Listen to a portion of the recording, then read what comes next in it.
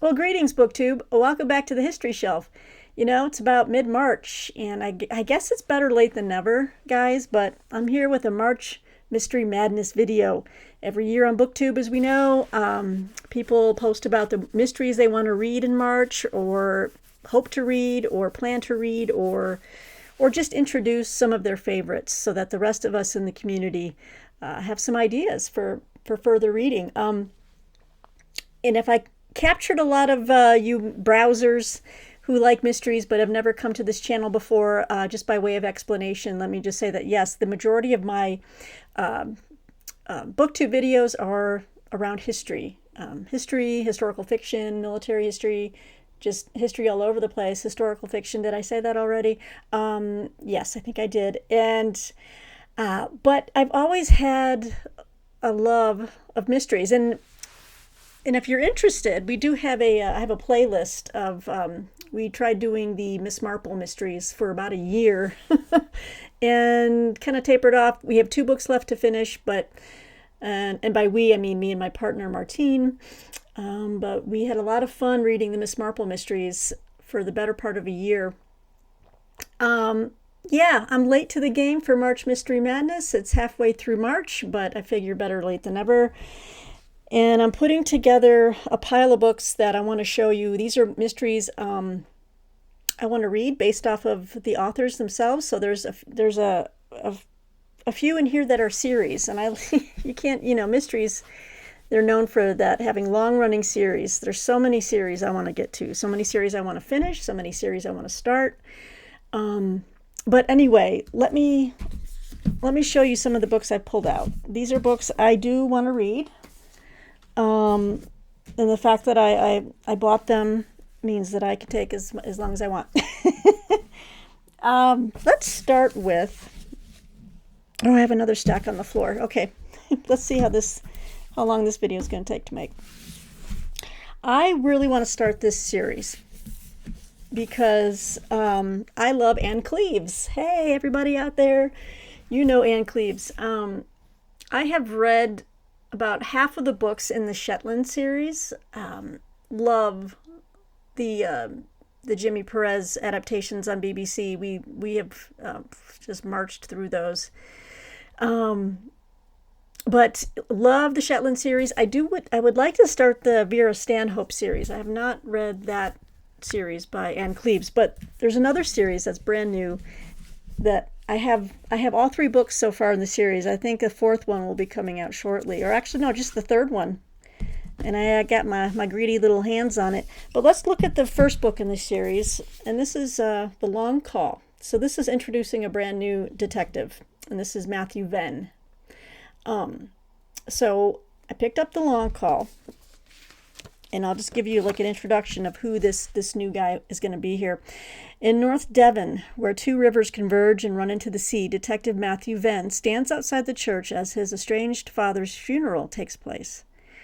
On the day Matthew left the strict evangelical community he grew up in, he lost his family too. Now, as he turns and walks away again, he receives a call from one of his team. A body has been found on the beach nearby. A man with a tattoo of an albatross on his neck, stabbed to death. The case calls Matthew back to the people and places of his past as deadly secrets hidden at their hearts are revealed, and his new life is forced into a collision course with the world he thought he'd left behind. I don't think it says in this book, but I think in this case the protagonist is a gay man. It doesn't say that, but I'm pretty sure that's what it is. So I was intrigued by that. I wanted to see how she might pull this off without maybe being, hopefully it's just not a big part of the, it's just a part of like who he is, right? It doesn't change that he's just a detective trying to do a job. But Ann Cleeves just putting out, kind of getting with the zeitgeist, I guess. And so now she has a male gay protagonist. So The Long Call is the first book in the series. So I'm going to start with this one. Second book is The Heron's Cry. Now, you're probably like, wow, you got all these hardcovers, they're so expensive. They're not really. You can go to Hamilton Book These you can buy these for $5.95, $6.95 at this point. Just wait a year after a book comes out, and you can find them on either hamiltonbook.com or Book Outlet, which is another place I like to buy for bargain deals. So got this for a song, and it's hardcover, so it's beautiful. So The Heron's Cry is the next mystery. I don't need to read to you the mystery, just wanted to introduce the series. Now, the new book in the Matthew Venn series, and if you have started reading this series, let me know in the comments below. I'd love to know your thoughts. I love to hear. Holy cow, is this book upside down? Just opened this book. I opened the book to see this. What? Maybe the dust jacket was put on. Oh, no. Wait a second. Is this right? Okay. I don't know how that happened, but the dust jacket cover was put on backwards. And I thought these things were all like automated. Okay, the next book, the most recent release in the series is The Raging Storm. And I should say these books are come out from Minotaur, great people at Minotaur. They make so many great historical fiction mysteries. I work pretty closely with them. This is 2023? Wait, which one is the new one? I'm sorry. I think The Heron's Cry is the latest one. Got them mixed up. No, I don't know what the hell's going on. Okay, so The Raging Storm. So yeah, I think the fourth book might actually be coming out soon then. Yeah, this came out in 2023. So we get to meet a whole brand new, character in the Cleeve universe. And to me, Anne Cleeves is just I just enjoy her mysteries. The Shetland ones are just fantastic. So I wanted to say that these are on my list of mystery series I want to start soon. So there's that. Also, a series I am shamefully late starting, but these are put out by Europa Editions, and I just got so slammed last year, but this is on the top of my stack of things I want to read because we've got a sequel already out. But I want to get to My Father's House by Joseph O'Connor. And as you can see, it's set in Rome. And it kind of gives you a hint of maybe World War II. Beautiful hardcover. Yeah, My Father's House. Let me read to you here. September 1943. German forces have Rome under their control. Gestapo boss Paul Hauptmann rules over the Eternal City with vicious efficiency. Hunger is widespread. Rumors fester. The war's outcome is far from certain. Diplomats, refugees, Jews, and escaped Allied prisoners flee for protection into Vatican City, the world's smallest state, a neutral, independent country nestled within the city of Rome. A small band of unlikely friends, led by a courageous Irish priest, is drawn into a deadly battle of wits. My Father's House is inspired by the extraordinary true story of Monsignor Hugh O'Flaherty, who, together with his accomplices, risked his life to smuggle fugitives and escapees out of Italy right under the nose of his Nazi nemesis. Oh, fantastic. And so this is his first book, and they just came out. Europa just this one just hit the shelves recently. This is The Ghosts of Rome. So we continue with Father O'Flaherty. And this one is set in the final months of World War II. Let's see here. In the final months of World War II, a clandestine group known as the Choir successfully smuggles thousands of escapees out of Nazi-occupied Rome via a secret route known as the Escape Line. When an unidentified airman falls wounded from the sky, the Choir is plunged into danger and the survival of the escape line itself is threatened. Ooh. I see. So I don't want to give too much away, because I think a lot of the stuff is formed in the first book. But this is the sequel, The Ghosts of Rome. with Father O'Flaherty, or Monsignor, I should say, returning to help more refugees escape the grip of the Nazis. So, brand new. But again, I guess the theme of this March Mystery Madness video is series. Let me get this stack over here. Oh, yes. Oh, shoot. Shoot. Did I not grab that? One moment. Oh. Hang on a second, guys. Okay, I am back again. I just wanted to make sure I had my books here. And also I want to say to honor March Mystery Madness Month, I'm wearing the Old Lady Detective Bus Tours t-shirt that Martine got us. Attractive countryside, polite conversation, some grisly murders, and knitting, as you will. We do love our cozy mysteries. This next series, in case many of you don't know, I am an editor, a U.S. Reviews editor at Historical Novels Review, which is a publication for the Historical Novel Society. And I come across books every day. I'm alerted to new books, but I'm also in the hunt for new books that are coming up that we can review in the magazine. One of them I procured for our reviewers, but I also wanted to check it out myself. So the publicist was kind enough to give me some background. As an editor, I can kind of request these things. But I got the first 3 books in this series, and it's like, which one do I start first? But this one's kind of set during like Prohibition times. This series, and the first in the series is called Last Call at the Nightingale by Catherine Shellman. So, and this is put out by, again, Minotaur Books. Minotaur, they're just fantastic. Let's see here. So we're introduced to, and it's a very limited series. I think the one that's coming out now, we are going to be covering in our August issue of Historical Novels Review, and I've requested a galley of that. Should be coming shortly.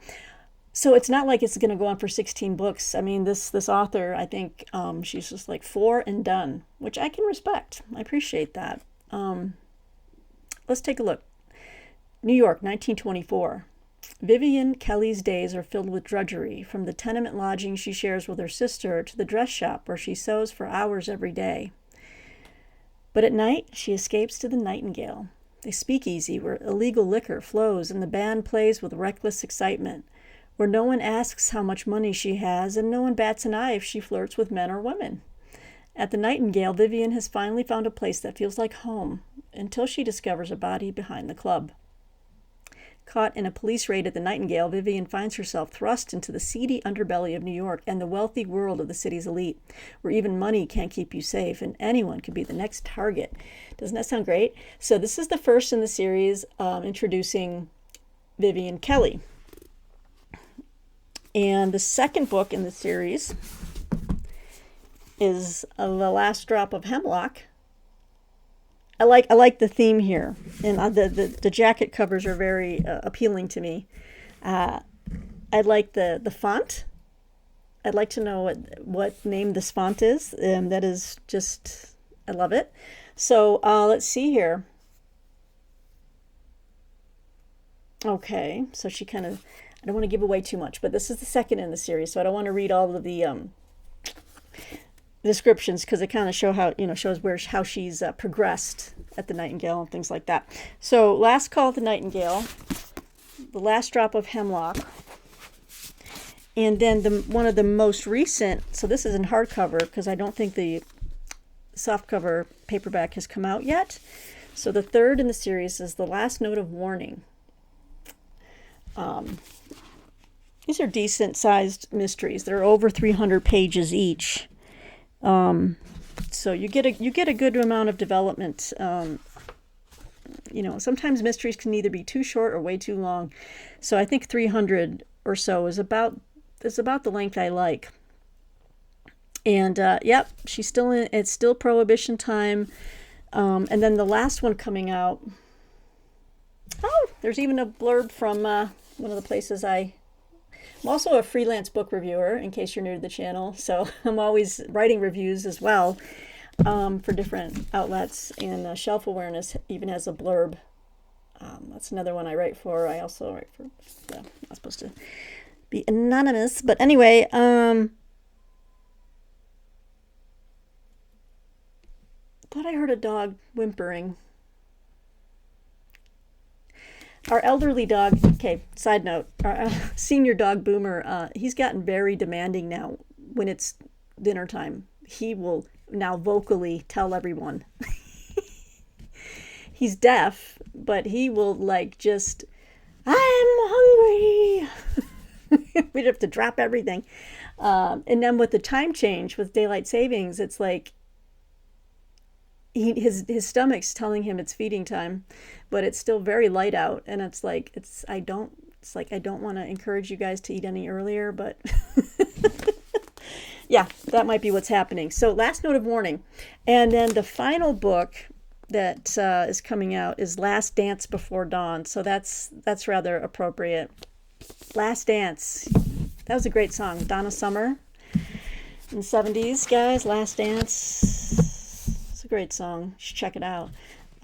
So check out Catherine Shellman if you're interested in like Prohibition era times. I like mysteries that are half mystery and half just historical fiction mysteries.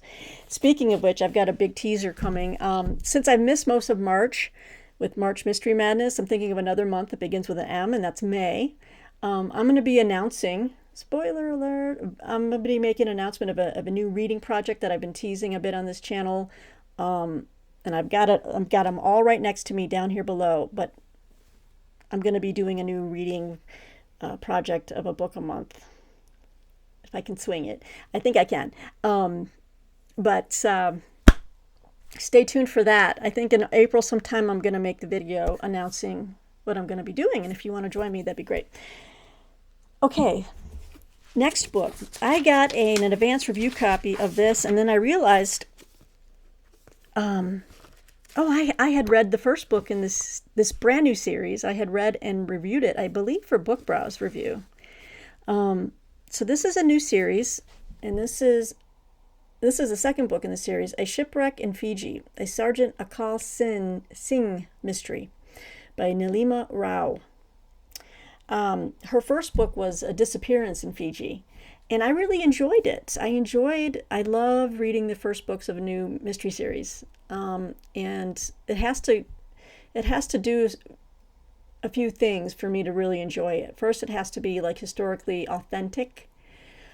Second, the character has to be just, obviously we want it to be a three-dimensional character. We want the character to be compelling, to have a little bit of a twist, something painful that he or she is, not running from, but is contending with. And Akal Singh, the sergeant, he has all those things. And then the location just has to be just unique in itself.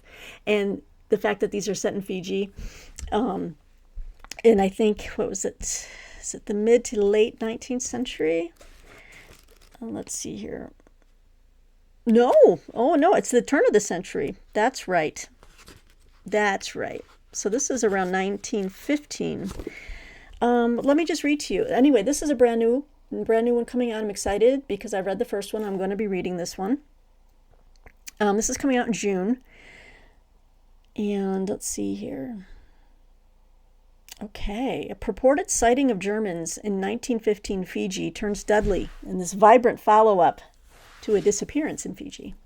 Okay, Sergeant Akal Singh, an unwilling transplant to Fiji, is just starting to settle into his life in the capital city of Suva when he is sent to the neighboring island of Ovalau on a series of fool's errands. First, investigate strange reports of Germans thousands of miles from the front of World War I. Second, chaperone two strong-willed European ladies, Mary and Catherine, on a sightseeing tour. Oh, that's going to be fun. That's going to be funny, too. I can see it. And third, supervise the only police officer currently on Ovalau, an 18-year-old constable with a penchant for hysterics. Fantastic. Oh, my God. Accompanied by his friend Tavidi, oh, I remember him, who is visiting his uncle, the local chief, Akal sets off on these seemingly straightforward tasks. Instead, they become embroiled in a series of local issues. The gruesome death of an unpopular local and the imprisonment of a group of Norwegian sailors in Tavidi's uncle's village. To add to Akal's woes, Catherine, the charming, aspiring journalist, harbors an agenda of her own. Could it be romance? Will Akal be able to keep her and himself out of trouble before anybody else gets killed? So that sounds really good, really good. And I love their covers. Just how colorful. I need to find out. I had an advanced reader's copy of A Disappearance in Fiji, but I might try to see if I can get the final copy of that maybe on Hamilton Book. See, I can always go there, or Book Outlet. You can find it for like $5. So this is coming up. So you guys can't really read it right now until it comes out in June. But I just wanted to let you know about it in case you happened to have read the first book and really liked it. Yeah, this one's coming soon. So that one's part of a series, but I don't have the first book to show you. This series has been on my shelf, and I still mean to get to it.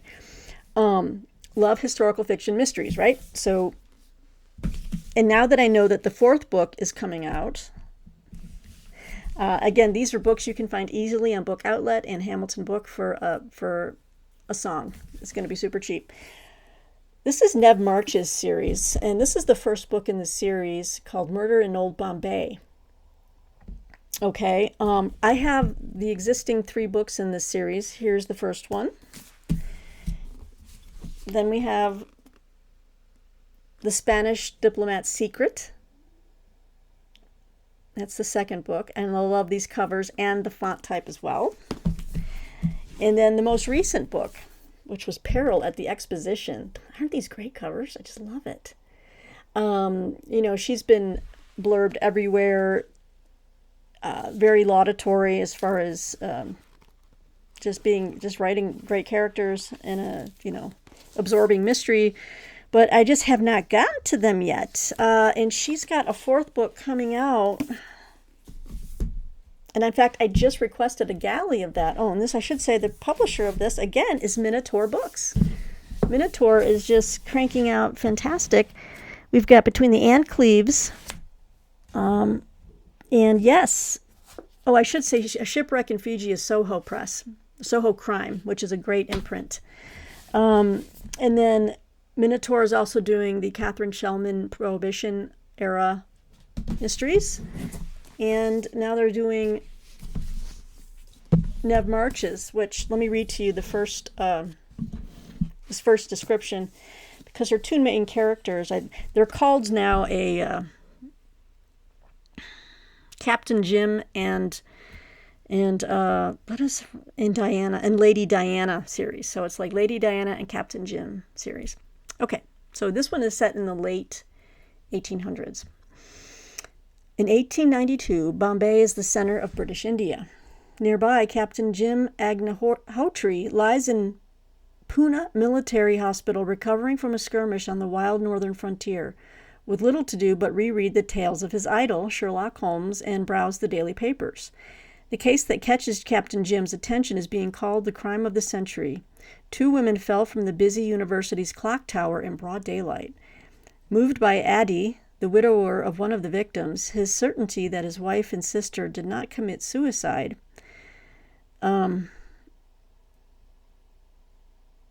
Captain Jim approaches the Parsi family and is hired to investigate what happened that terrible afternoon. But in a land of divided loyalties, asking questions is dangerous. Captain Jim's investigation disturbs the shadows that seem to follow the Framji family and triggers an ominous chain of events. And when lively Lady Diana Framji joins the hunt for her sister's attackers, Captain Jim's heart isn't safe either. And who can resist? Just a cozy little romance, too. I love it. Based on a true story and set against the vibrant backdrop of colonial India, Murder in Old Bombay brings this tumultuous historical age to life. And here's our authoress. Made that up. Nev March. So Gosh, I'm going to have to flip a coin or spin a wheel to see which one of these series I'm going to start. Can't wait. But here's the first in the series. I think, and I've already shown you, it's Spanish Diplomat's Secret, Peril at the Exposition, and then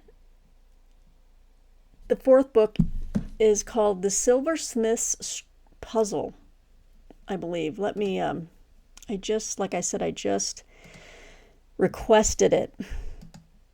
Yes, The Silversmith's Puzzle. This one is coming out in May, and it's another fantastic cover. I don't know if I can show that to you right now or not. Probably not. But trust and believe it's going to be good. All right. And then we get more like police procedural mystery with a couple of standalones that I was given by HarperCollins, the folks at HarperCollins. These came out, one came out at the end of January, and this one just came out a few weeks ago. But we have a book called Silent Evidence by Clea Koff. Every Body Has Secrets. Let's see here. This is a major forensic crime thriller series by a renowned forensic anthropologist. Jane and Steele founded Agency 32/1 with one purpose in mind, using their specialist forensic skills to help police solve crimes. So I don't know if these fall under mystery, but I'm putting them in here anyway. When a bundle of frozen body parts fall out of a van on a Los Angeles freeway, FBI agent Scott Houston knows just where to go for an off-the-record post-mortem. But to everyone's horror, Jane and Steele quickly determine the parts aren't from one body. The body parts are from multiple bodies. A serial killer is on the loose. Worse, Scott's call has put Jane and Steele's lives in jeopardy, as their unique skills can uncover evidence to unmask the killer. Can they find the killer before the killer finds them? So, yeah, this is mostly for, like, fans of, like, Patricia Cornwell and stuff like that. But I wanted to mention this because they were kind enough to send me a copy. Looks like this might come in the middle of the series or something. I don't know who Jane and Steele are, but let's see here. Oh, I think this is... Yeah, I think this was for a UK writer. So Silent Evidence, that sounds good. This is a different author, so this is not part of that series, but Helen Fields, this is The Profiler. And this is the one that came out a few weeks ago. Midnight Jones is an analyst trained to understand the human mind, but everything changes when, in the course of her work, she discovers Profile K's file. Because K stands for killer, and she knows that someone more dangerous than she could have ever imagined walks among them. Okay, Midnight knows what Profile K is capable of before he even commits his first crime. But as the news rolls with the brutal murder of a local woman, no one believes what she tells them, that he is capable of so much worse.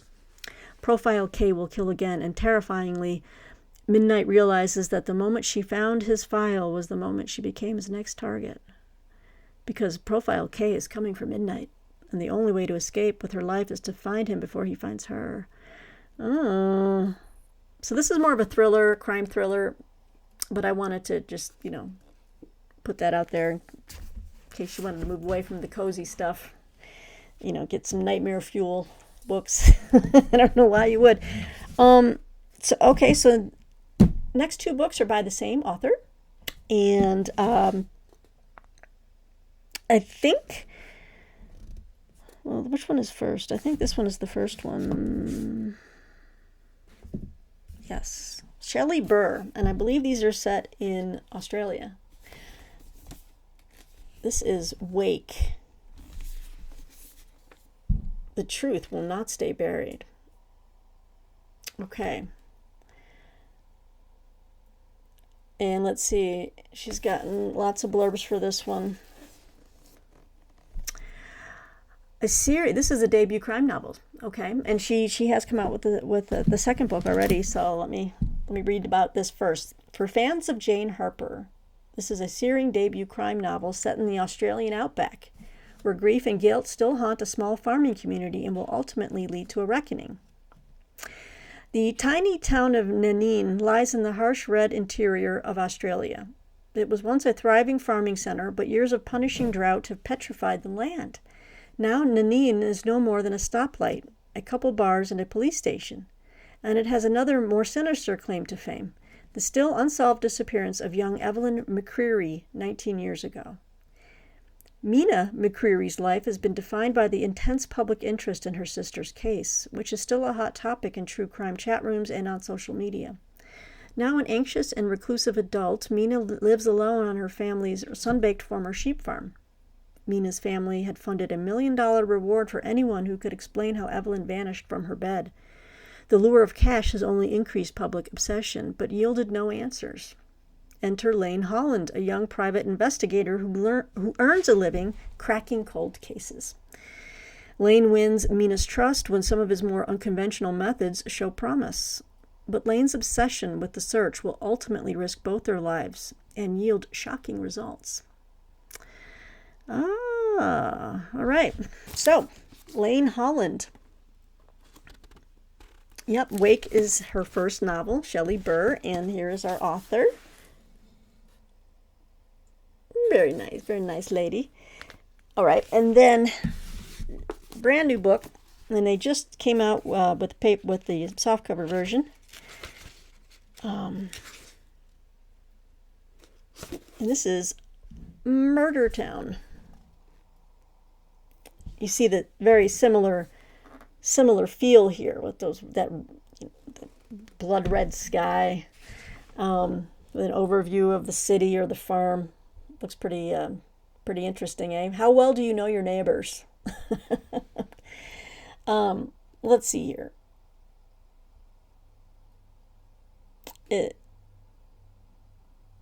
Okay. Let's see. Here we go. Okay, I was wondering, I'm like, does the main character come back in this one? Because I didn't see it in the blur, but it is in there. It's just a little bit buried. So, let's see. Gemma Gallory. Yeah, Gemma Gallory has lived in the Australian outback enclave of Rainier her entire life. She knows the tiny red dust town's ins and outs by heart, knows the people like they are her family. She also knows her once charming town is now remembered for one reason only. Oh, it might be, okay. Okay, I don't want to, I can't read it because it's going to ruin the first book. But Lane Holland comes back for this one, so, she is, Lane Holland will be solving this new case. But Murder Town, Shelley Burr. New writer, new crime mystery writer. I'm excited to sample her work here. And then who can forget, hang on. Well, I was going to show you Nemesis by Agatha Christie, the next Miss Marple book that I need to finish finally. But that is in the bedroom, so it goes to show you. I move those books towards the bedroom and it's like, yes, I'm going to finish you. But anyway, guys, that's my contribution for March Mystery Madness. What else can I say? I was going to show you another book, but it's more of historical fiction. I don't know if it's mystery, but I'll just recommend Mariah Fredericks to you. I really enjoyed her last mystery called The Wharton Plot. Page turn. I loved it. I just loved it. So then I went back and bought a few of her books. Previously, I bought The Lindbergh Nanny. That was the book I was going to show you. But I think she has another series that was older. I don't know. I think like a governess or something in New York.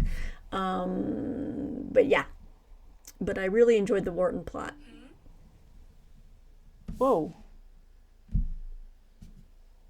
Okay, I just heard a noise outside that door. Hang on. Funky sounds coming on from the other side of the door, so I better go check and make sure the dogs are okay. That was startling. But anyway, let me know what you think of these books, if you've read any of them, if you have any further suggestions. And I love mystery, and I like getting just lost in the mysteries and the time frame and the, just the historical settings can sometimes be so absorbing, and I need a lot of distracting right now. So anyway, guys, happy March Mystery Madness to you, and I hope you're enjoying it. Sorry mine is halfway through the month already, but I didn't want to miss it. So thanks for joining me here at the History Shelf, or as I like to say it from time to time, the Mystery Shelf. That works just as well when I have these type of book videos. But yeah, until next time, well, let me know what you're reading below, mystery-wise. I'd love to know, and I love recommendations. So until next time, thanks for joining me here at the History Shelf, everybody. Take care, and we'll talk soon. Bye-bye.